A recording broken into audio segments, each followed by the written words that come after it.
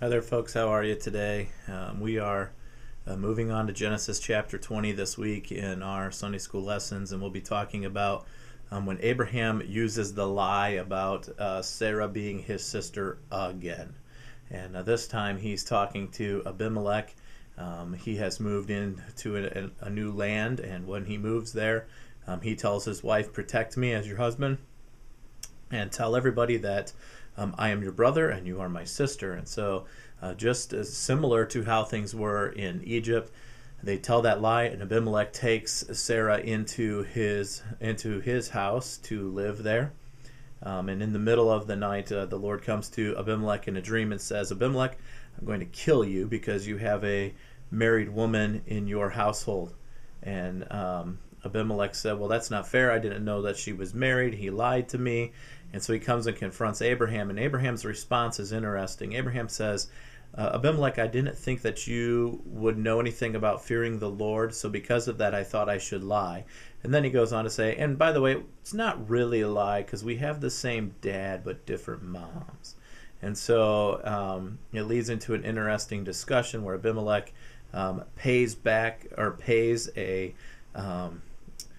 a fee to Abraham through servants and sheep and through cattle, and then he gives $1,000. I love this part. He gives $1,000 to Abraham, and he says to Sarah, "See, now I have paid your brother."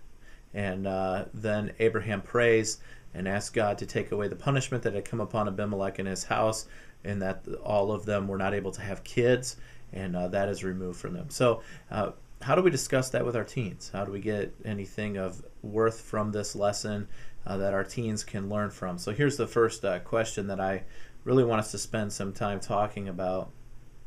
Just what are the reasons that Abraham shows a lack of faith at this time? And I'm hoping you'll lead the group back through the story and you'll help them pick out some of the things. And that really sets up the next two questions. The second question is, one of the reasons that Abraham gives for lying was that the people around him didn't fear the Lord. And so why is this a temptation for us today, sometimes to not live out our faith because we don't think the people around us care about God? And is that an okay thing to do? I think as a high schooler, as an adult, that's a relevant thing when you're in a situation and in a place where you don't believe the people around you care about God. Do you still live in a way that shows that you are a follower of Christ? Do you still show your desire to glorify God even in the midst of those situations?